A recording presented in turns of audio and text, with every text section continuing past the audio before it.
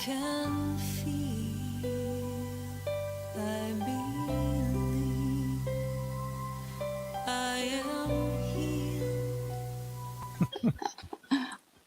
So good morning, Karen. How are you doing today? Just fine, Reverend Jay. Thank you so much.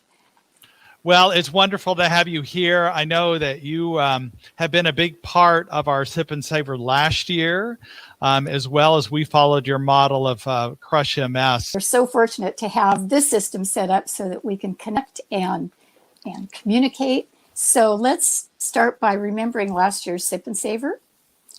These pictures might remind you of what a wonderful time it was. Great food and wine, great company, wonderful music, and a fabulous auction. This year, as you have heard, the event will take place, but it will be virtual. So we're calling it the Virtual Gala on September 26th, and that will be preceded by 3 days of viewing and bidding on our auction. So it's a gala that goes on for quite some time, but the actual event, which will be very entertaining, and we invite you all to tune in, will be from 4 to 5 o'clock on September 26th. Now at the gala, it'll be wonderful. I can't tell you too much about the program quite yet, but we will have a live auction component. And our auctioneer will be our local radio personality, Barry Martin. He will be our auctioneer, and we're very excited about this. This is new packages. First, let me mention one thing. You can help us out with Sip and Savor this year by being a sponsor, number one. You could be a sponsor at any level, either a business or a personal sponsor. Or you can help us by donating auction items. Here's some ideas that you see on the screen. Anything works. You will want to be creative and come up with whatever you can provide for the auction. It might be wine, it might be artwork, it might be services, professional or teaching skills. You might want to create a gift basket or obtain gift cards from local merchants. So these are all just ideas, and I can tell you so far, we already have 3 vacation packages, one at Carlsbad Sea Point Resort, one at the Mohorovich condo in Lake Tahoe, and another is a timeshare where you would get your choice of a resort on the Mexican coast.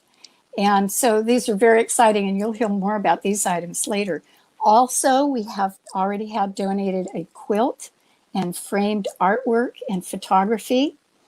And also there are a couple of special items that I wanted to mention. One is a gourmet meal for 6, hosted by Reverend Jay. And he's also donating a labyrinth experience and something that he calls a forest bath. He might need to explain what that is. I'm sure it will be wonderful. We'll hear more about that later also. So please join us in creating this virtual Sip and Savor this year by doing any number of things. You can contact the office and talk to Mary if you have questions, but we would invite you all to connect and participate, and we'll have a wonderful, successful Sip and Savor this year. More on this later. Thank you. Yeah, thank you so much, Karen. And these are things that if you know your company or you're willing to sponsor, or if you want to donate an item, all those forms are online, or you can simply call Mary at the office and talk to her about it, send her an email, send me an email about these ideas, and just know that. So you're pointing at, oh, I see what you're saying. I'm on this screen and not that screen. We are all learning, and we're off, and then they're going, look here, look here. And could I just add one more comment? I want to thank you, Reverend Jay, and your technical team. It is no easy project to convert from live services and everything in person to everything being virtual. And I think you all are doing just an amazing job Thank you from all of us. Thank you, Karen.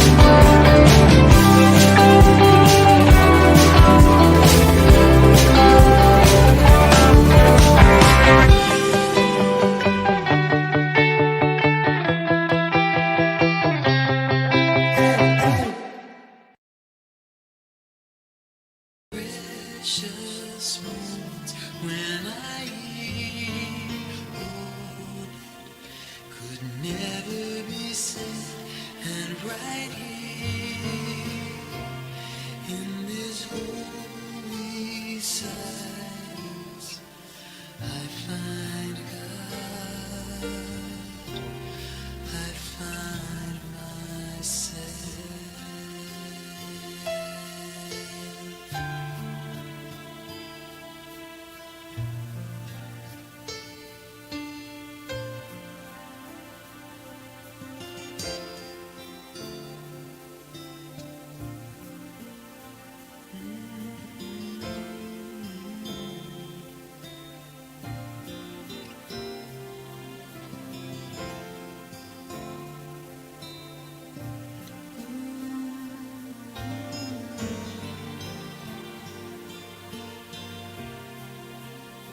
So I wait for these precious moments when I hear all that could never be said, and right here in this holy silence I find God, I find God, I find myself.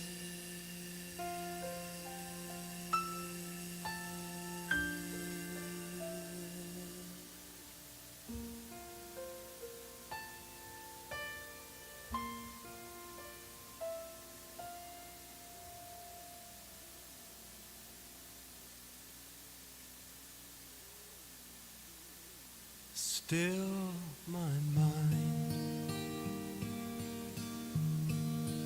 be at peace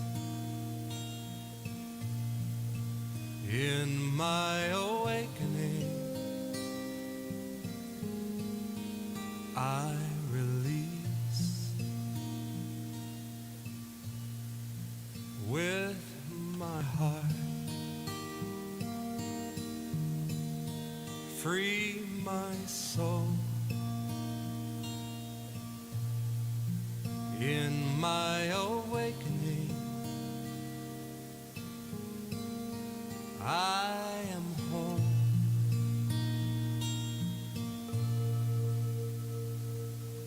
Om Shanti Om Shanti Om Shanti Om Shanti Om Shanti Om.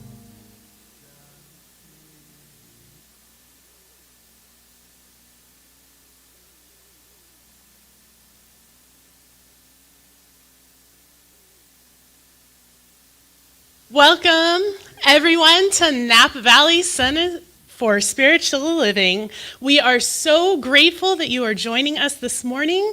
And whether you have been coming here in person months and months ago and online for the last few months, or this is your first time joining us today, we are so excited that you are here for our service. My name is Kristen Ashley Moore, and I'm a ministerial graduate here at Napa Valley Center for Spiritual Living. Reverend Jay Lang sends his love from vacation. I think it's a staycation, but he's still enjoying his time with his wife. And we have on practitioner on platform, we have Joey Goodkin today. We have Sean back on sounds. We have Suzanne von Rosenberg, our board president, joining us for a board update. And finally, I'd like to introduce at this time Bodhi Setchko, our musical guest.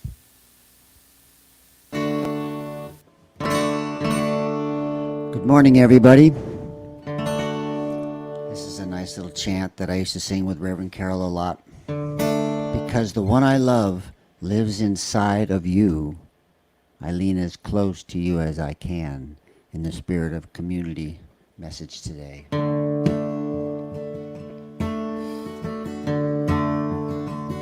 Because the one I love lives inside of you, I lean as close to you as I can. Because the one I love lives inside of you, I lean as close to you as I can. Because the one I love lives inside of you, I lean as close to you as I can. Because the one I love lives inside of you, I lean as close to you as I can. Because the one I love lives inside of you, I lean as close to you as I can.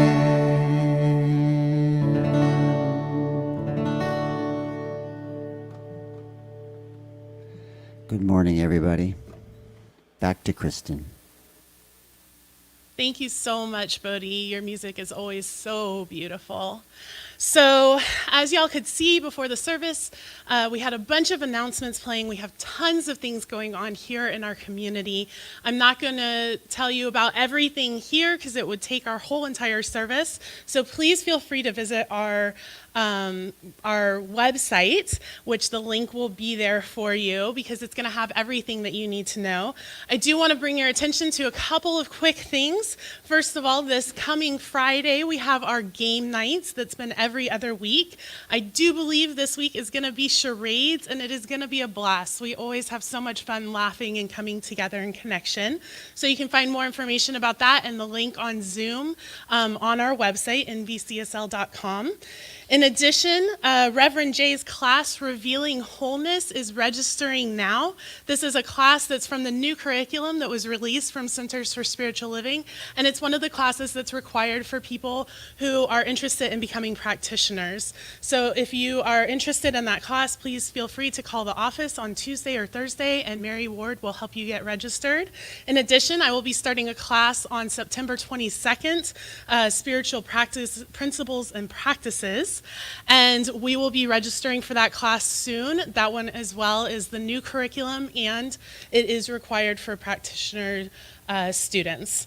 And then finally, I would love to bring on Suzanne von Rosenberg. She is the board president here at Napa Valley Center for Spiritual Living, and she's here to just give us a quick board update and let us know what's going on since we haven't seen each other in months. So, Suzanne, let me get you on here.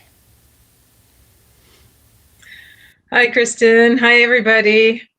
I'm so glad you're joining us today. And as Kristen said, you haven't heard anything from us for a while. We haven't been together. And so I just wanted to let you know that your board has not been idle during this very interesting time. We're working hard to manage the center's finances because, as you might imagine, we're not immune from some of the fallout of this current pandemic. And we're, of course, collaborating with Reverend Jay to adjust to being physically separated. And I just wanted to tell you how much we appreciate that you're continuing to support the center with your energy, your time, and your financial contributions. And that we're all learning as we go. In the beginning, we didn't know if this was going to be 1 or 2 months. Now we know it's going to be longer. And we're learning about how to be strong and stay connected together. And if you have any suggestions for us about things you would like us to do, any ideas that you have that you want to share with us about how to keep us feeling connected or how we can serve you better, we'd really like you to share those with us. And one idea that we did have is Reverend Jay has mentioned how beautiful the courtyard has become, and it has, and really appreciate everybody who's put their energy into that. And what we're going to do now, and you'll want to do this after the smoke clears, the literal smoke, is we're taking reservations. If you want to spend a couple of quiet hours by yourself, or if the people that you're quarantining with, you can have a picnic outside. Just call Mary and let her know, and she'll sign you up. So thank you for that, and thank you for continuing to be here. And I look forward to seeing you all when we can. Thanks, Kristen. Thank you so much, Suzanne. We really appreciate that update, and I know that as a liaison board member that they have been working their butts off to make sure that this community stays as a community. It's been really beautiful to witness. And so now, without further ado, I'd like to welcome Bodhi back as we enter the sacred part of our service. You all know this chant. We sing it most every week. It's really become very dear to me as well. I'm thankful for you all for turning me on to this chant.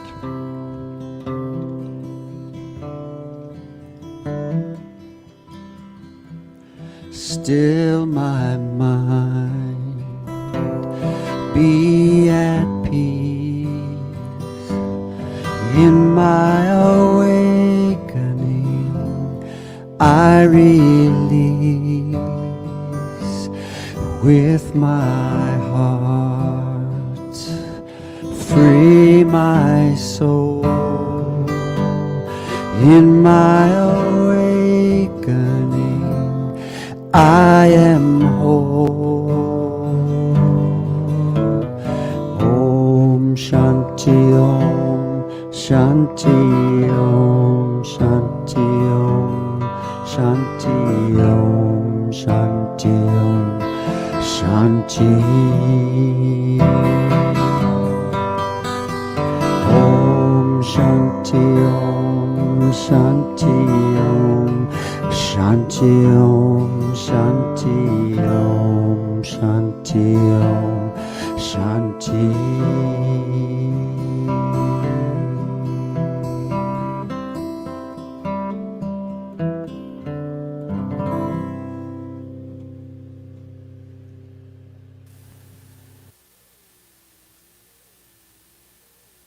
Good morning, everyone. I invite you now to that sacred time in our service where we go into prayer. And if you choose, I invite you to get comfortable in your seat. Feel your feet firmly on the ground. Visualize, if you like, a golden beam of light going from your feet all the way down into the middle of the earth. And visualize a beam of light, golden light, pink light, radiant light, going from the top of your head as high as you can imagine, beyond the clouds. And as you sit and go within, if you choose, close your eyes. Know that each and every one of us comes from the same source. We all have the same protector, the same benefactor, the same creator. And as we know that and feel that in these especially unprecedented trying times, we realize that we are part of a larger, greater whole. And each person that we meet is likely feeling the same fears, anxieties, and concerns as the rest of us. So as we pray for the firefighters, but we also pray that we can expand our compassion and our consciousness to think of each person we meet as having some of the qualities of the firefighters. Everyone wants safety. Everyone wants love. Everyone needs health and food and shelter. We're all alike. We are so much more alike than we're different, that we can create such a beautiful, inclusive community.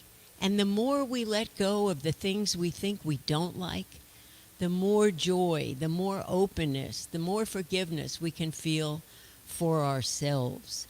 And it is in that knowingness and in that spirit that we feel that these waves of tragedy and concern and just looking at the newspaper can give us so much negative feelings. Lie back on those waves. Think of it like an ocean. Open your arms wide and float out, knowing that you too are a child of God, loved by God, and you are no different than every other creature on this planet seeking peace right now. So do your best to open wider, be more compassionate, be part of the peace, be part of the good, and knowing we can create the change we want. We all have to vote, we all have to care, and we all have to share. And in those choices, no matter what, we are all in this together. And as we know this and declare for ourselves that we have a sense of safety and peace and a knowingness that we too are protected, we are safe. Within us is the safest place there is. Let us know that to be our truth. As we release this treatment, we know it is the truth for us, and we let it go into the one mind of God and declare that it is so and it is true. And we spend the next moments in a sacred time of meditation.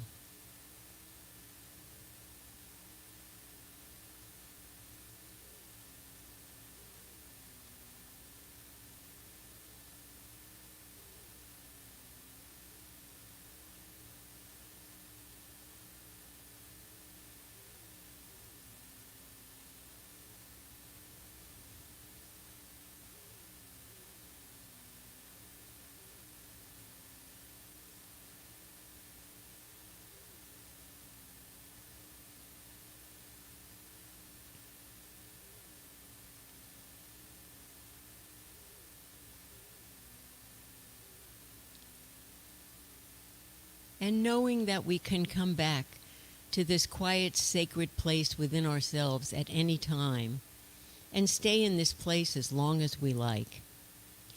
We know now that we feel a newness, a safety, and a peace going forward. And this morning we'll be talking about being better together, creating a sacred community. And I'd like to share a little story from my own life that shows you how you can find more joy and more friendship and more wonderment where you least expect it.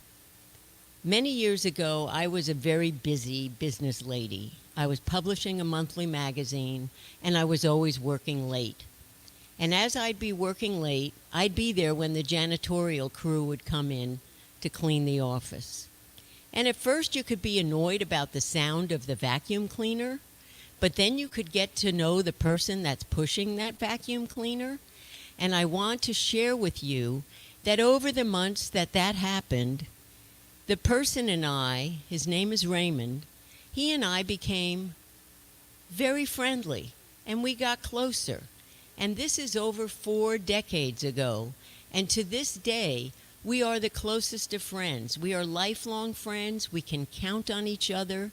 Now, who would expect that my janitor wasn't my janitor, was for the landlord of the building I was in, and I would have this lifelong friendship where he started doing more and more things for us, for our company. We could count on him.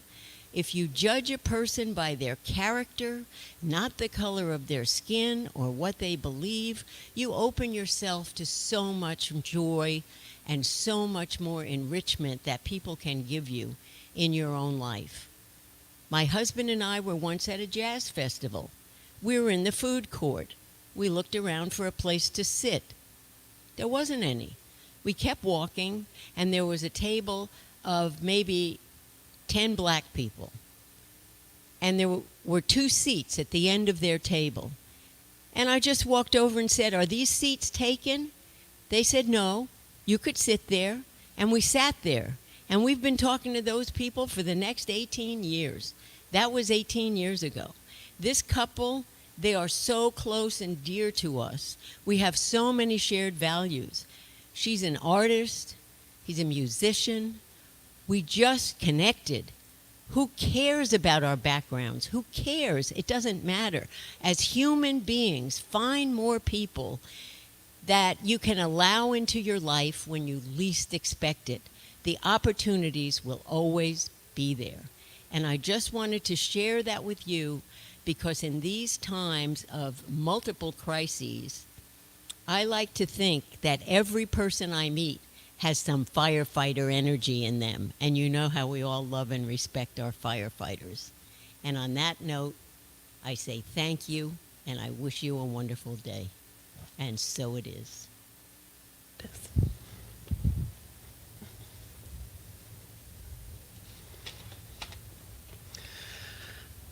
And so now, I actually would like to do the vision and mission statement for our community that we forgot earlier.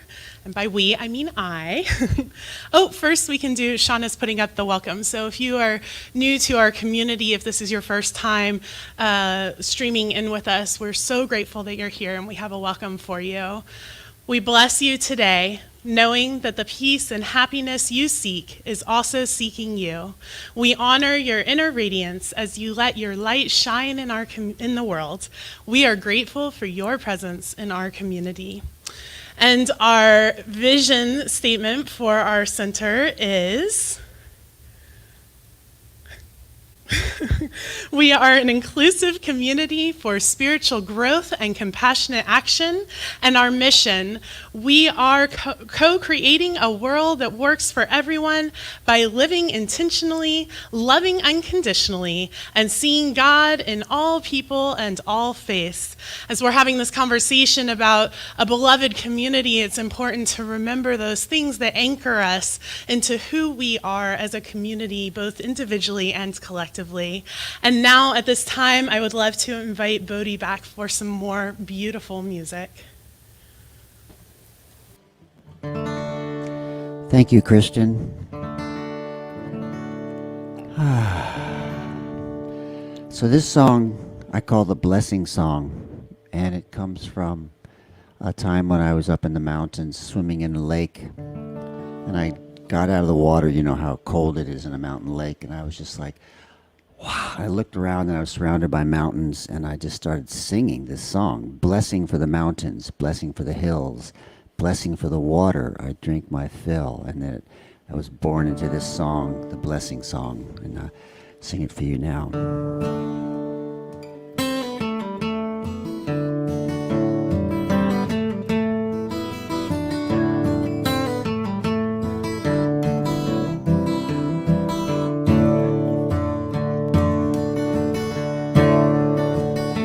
Blessing for the mountains, a blessing for the hills, blessing for the water I drink my fill, blessing for the creatures that roam this wild land, resting in forgiveness in God's hand. Blessings, blessings, blessings for this life. Blessings, blessings, blessings for this life. A blessing for the cloudburst, bring the sacred rain. Blessing for the sunshine, ease my pain. Blessing for the moonbeams, reflecting on the earth. A blessing for the planet of my birth. Blessings, blessings, blessings for this life. Blessings, blessings, blessings for this life.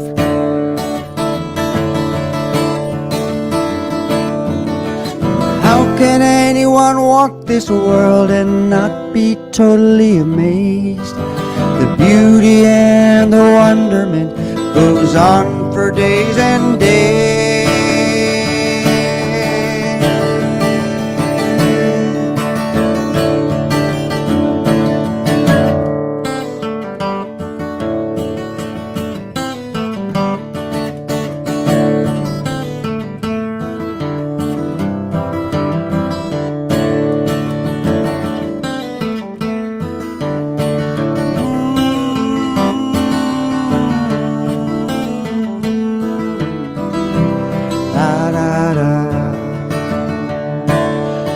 Blessings, blessings, blessings for this life.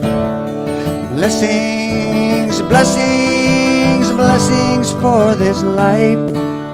Blessings, blessings, blessings for this life.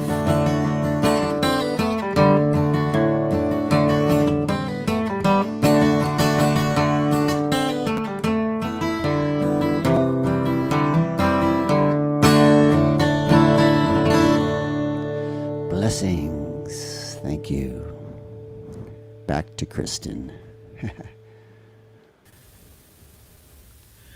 Thank you so much, Bodhi. And thank you, Joey.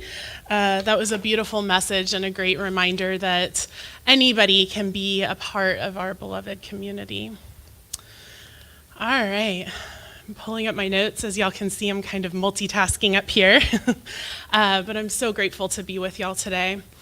And it's so interesting because I chose this topic, the beloved community, weeks and weeks ago.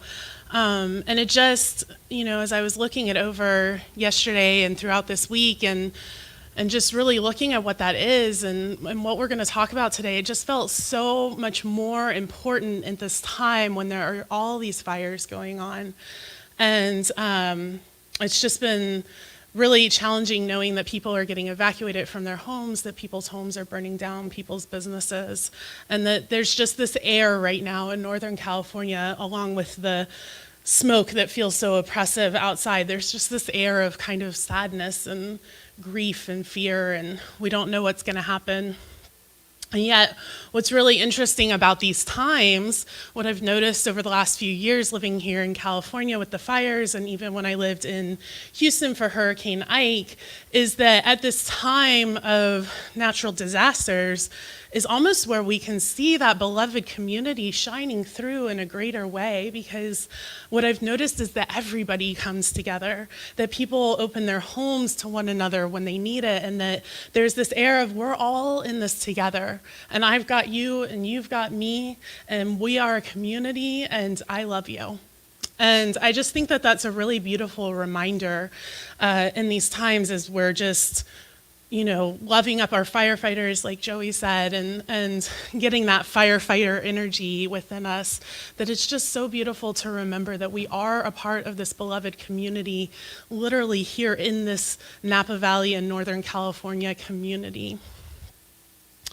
And so as I was thinking about this, the reason I chose this idea of the beloved community is Congressman John Lewis, who passed away, I guess, just over a month ago now. He really lived from spreading that idea of the beloved community. And it's an idea that was started by Josiah Royce, who was the founder of the Fellowship of Reconciliation, which is the church that Martin Luther King Jr. was a pastor in. And so Josiah Rice kind of founded this idea of a beloved community, and then from there, Martin Luther King Jr. Really took that idea and made it something solid and concrete, that's something that is achievable here now on earth. And what I love, Martin Luther King Jr. Has 25 traits of what a beloved community looks like. And as I was reading more into this and doing more research and finding out more about what a beloved community looks like to Dr. King, what I really realized is that this is what we are saying we want when we're talking about creating a world that works for everyone in our Science of Mind movements.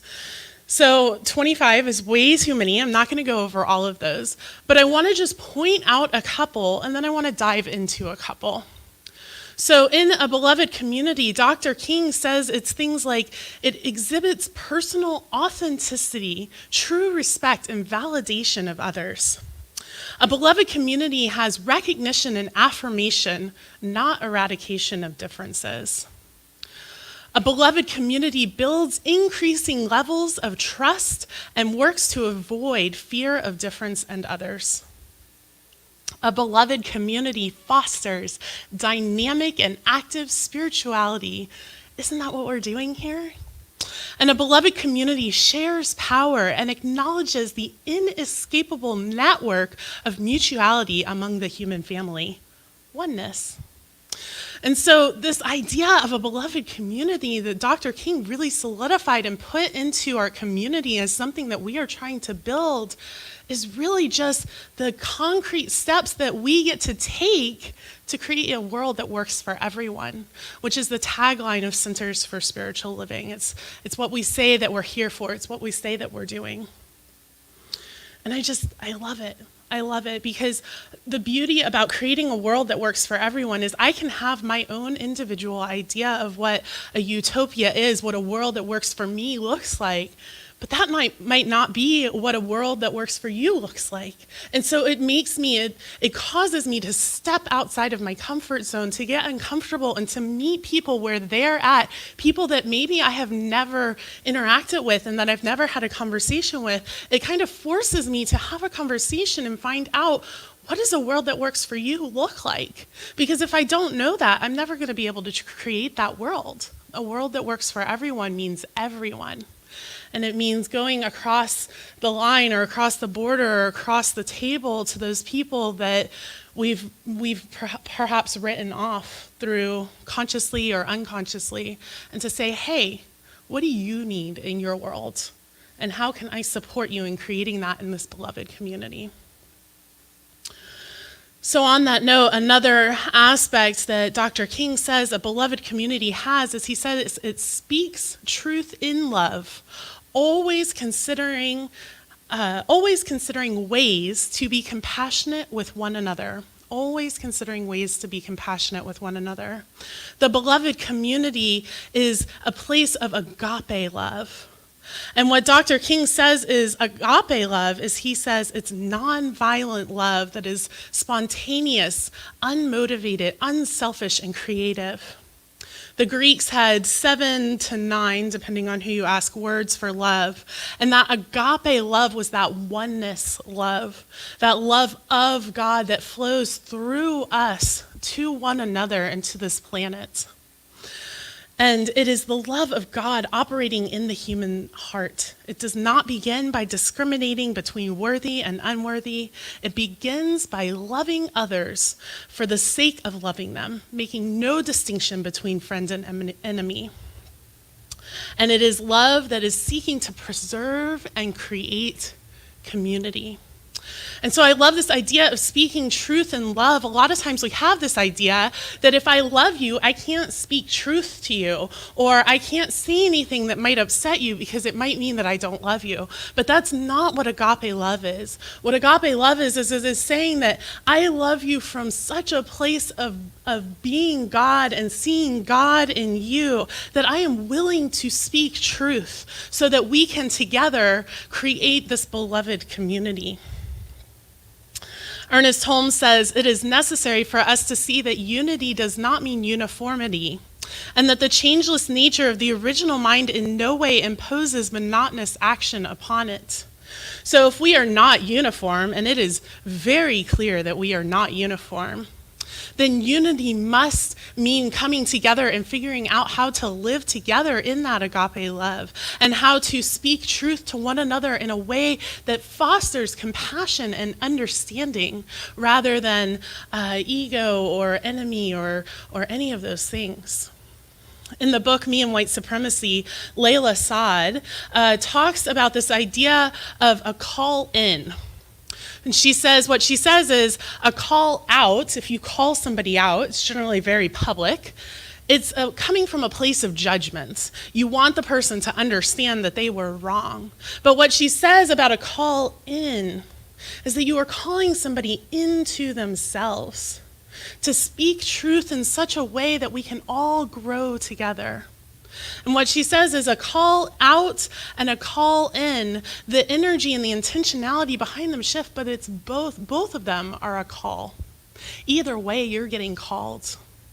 And so one of the things that I love about this community, Napa Valley Center for Spiritual Living, and the work that we're doing in our book study on Me and White Supremacy, and now we've moved on to other books, what I love is that we're able to call in for one another.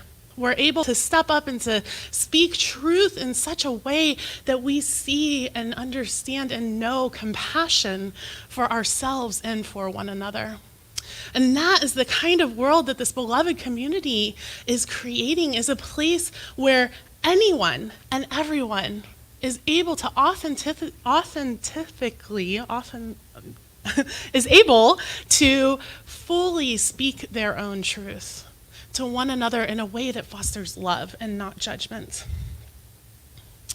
Another trait of Dr. King's beloved community is that it tolerates ambiguity, and it realizes that sometimes a clear-cut answer is not readily available.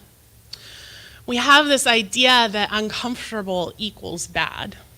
And we have to let go of that idea, because uncomfortable is just a way of your body and your ego saying, hey, we've never been here before. This is new territory. And that's not bad. In fact, that's good, because the territory that we're currently living in our world today isn't working for a lot of people. And so if we're going to create a beloved community, if we're going to create a world that works for everyone, we're going to have to go and tread in some new territory. And it's going to be uncomfortable.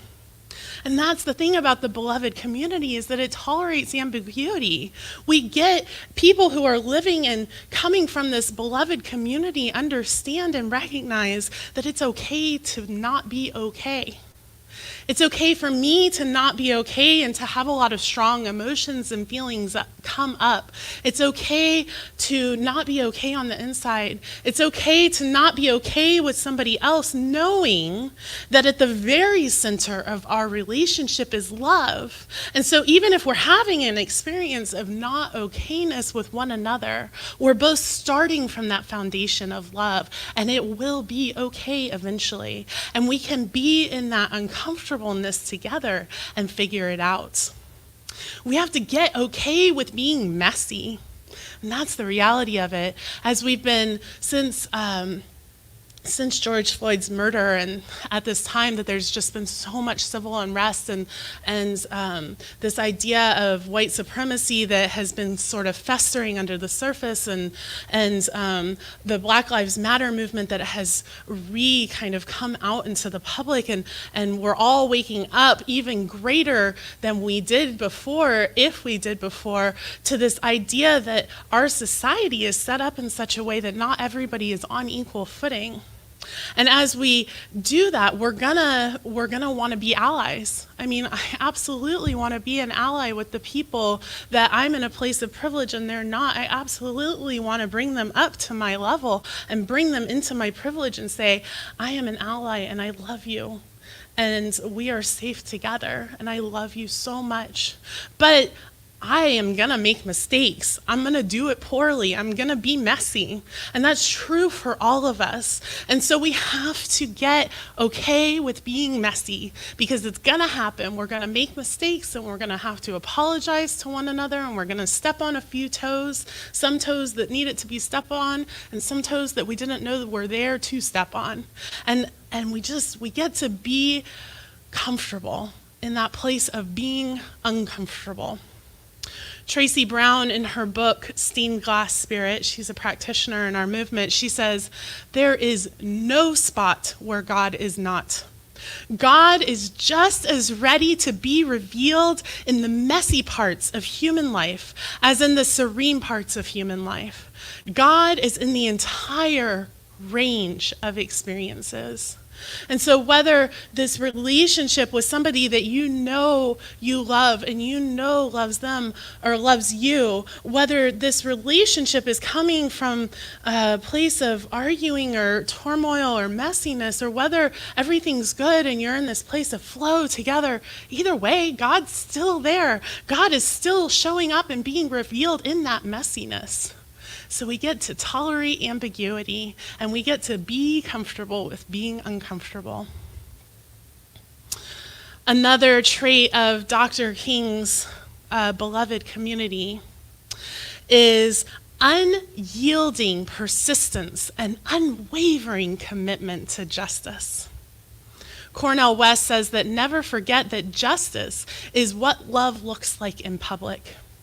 And by finding a way to make sure that justice is what is happening in our community, what we are really doing is we're saying, I love you to everyone.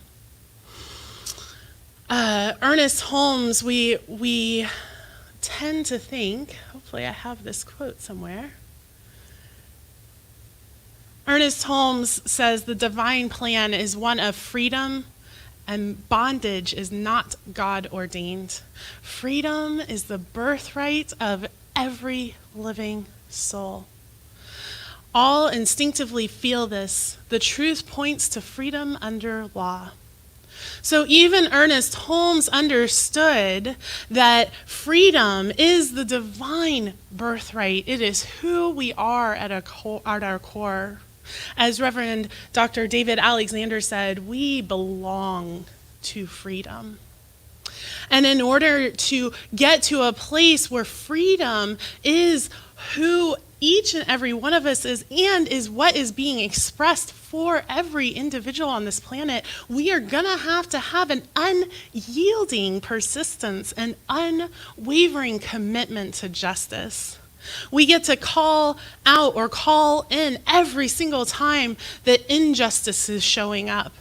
And we get to pull to the surface all of the ways that inequality still exists because we cannot see or we cannot heal what we cannot see or what we refuse to look at.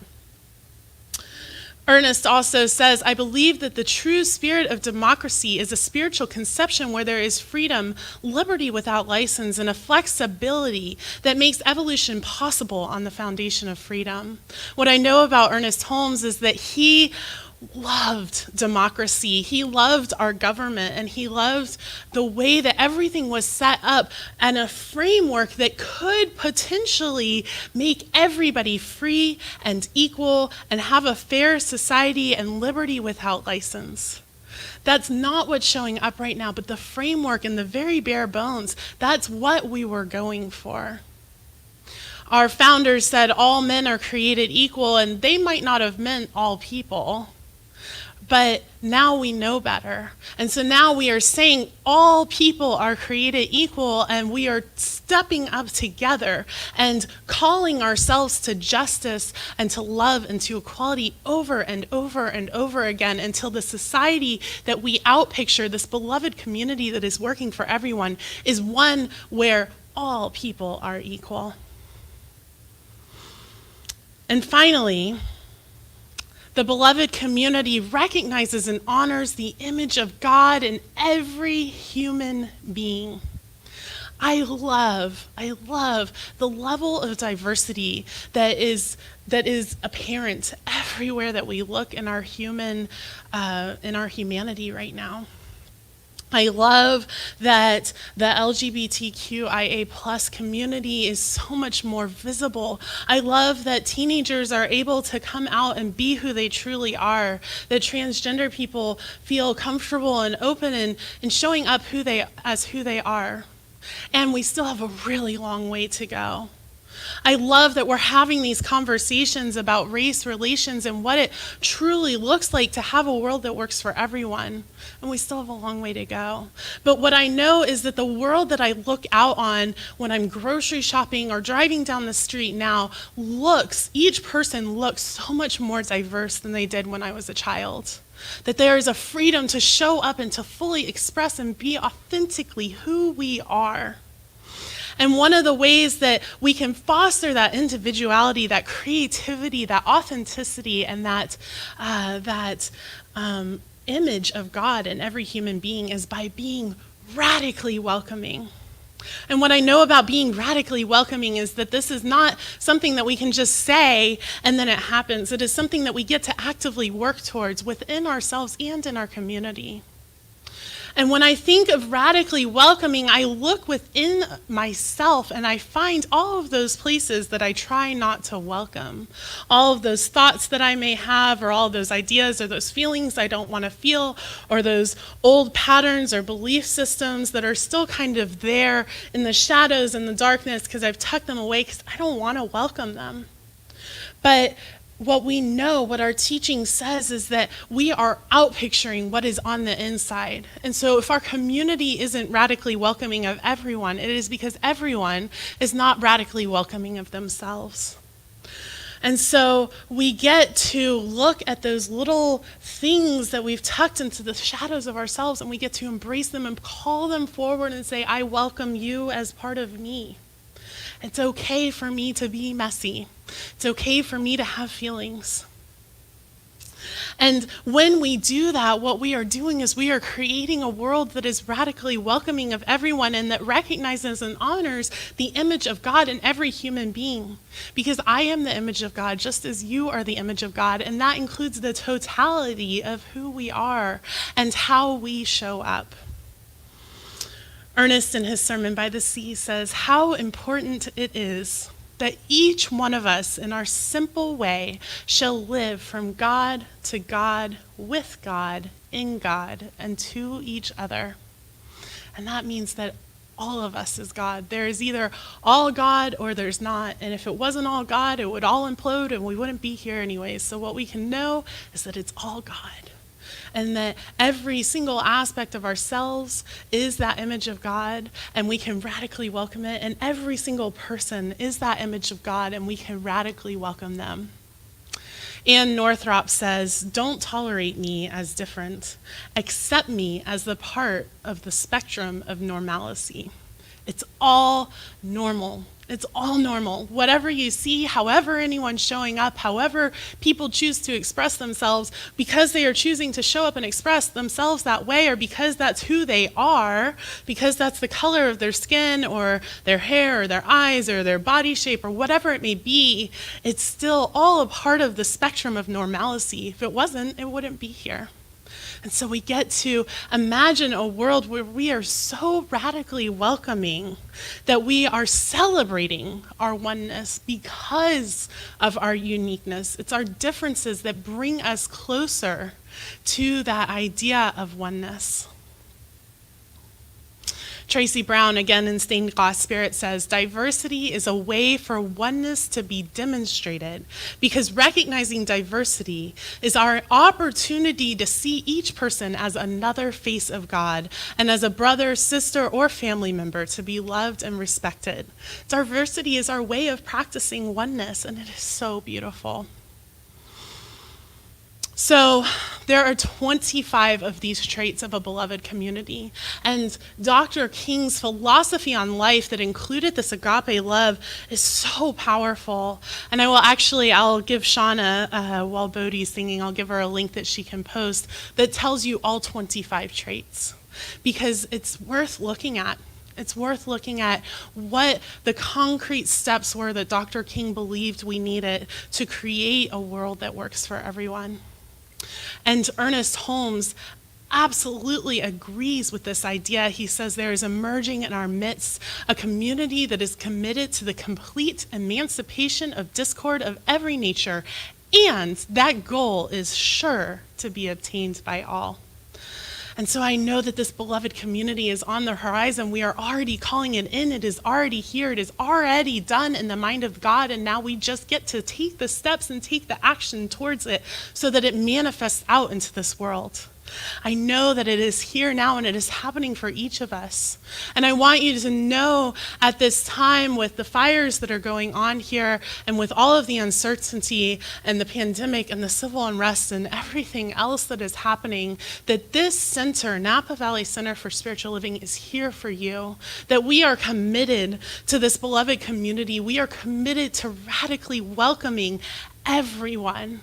And so if there is something you need, if there's some support or something that this center can do, we invite you to call or email or to fill out a prayer request form, because we are committed to building and creating this world that works for everyone. And everyone includes you, and it includes me, and it includes all of us.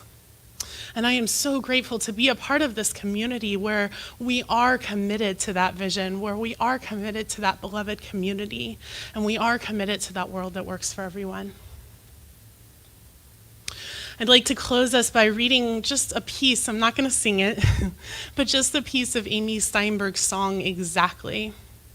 And she talks about you're exactly where you need to be, and where you are is exactly where you need to be, and you need to be exactly where you are. But this part just sums up to me what a beloved community does together. And so just close your eyes and take in these words from Amy Steinberg. If you look at me just right, you will see a spark of the source. But the most fascinating thing about this, and it's true, is that if you look at me close enough, you see you. It's only what you perceive, how you believe, the space in between you and me that creates reality. So when I sing, you can feel it. When I cry, you can heal it. When I speak words, you can be the words I speak by saying with me, peace, love, free. Peace, love, free. Peace, love, free. Say it with me. Peace, love, free. Peace, love, free. And so now I just invite you into prayer. Close your eyes if you feel comfortable. And what I know is that there is only God. There is no spot where God is not. God is in the totality of everything that is going on. God is in the midst of this global pandemic, the fires. God is in the civil unrest. God is here ever present, consciously. And I know and affirm that there is good happening here. I know and affirm that each and every one of us is God showing up and being itself. That we are God with God, in God, as God. We are God reaching a hand out to God, and God taking the hand that is reached out from God. I know and affirm right here and right now that the fires are dissipating. That the wind is blowing back in on themselves, that they are dying out, that the firefighters know exactly what they need to do so that the Northern California is coming back into harmony and balance within itself and with Mother Nature. I know and affirm that everybody in this community is safe and protected and held and wrapped in the arms of love. I know and affirm that we are creating this beloved community together. We are co-creating it, and that each and every one of us is radically welcomed into this community, this center, and all of this entire country.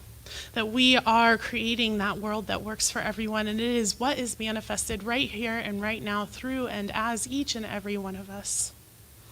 I know and affirm that each and every one of us have exactly what we need, what we desire, and what is in our perfect, highest, and best good in this moment and every moment. I know and affirm health, healing, and wholeness for each body, each person, and this entire planet. And I am so grateful for this. I am grateful for this beloved community. I am grateful for each and every person who is stepping up to do this work, to create this world that works for everyone. I'm so grateful for each and every one of us. And I simply release my word. I let it go. I know it is done as I have spoken. And so it is. And now I am going to invite Bodhi back for some more amazing music. Thank you, Kristen. I wish we could all be there in person to give Kristen a standing ovation all together, because she did a great job today. And let's take those beautiful bits of wisdom about community and about expansion and inclusion and bring that into a little flute meditation here for a minute and anchor all of that powerful wisdom into our lives and to live those principles.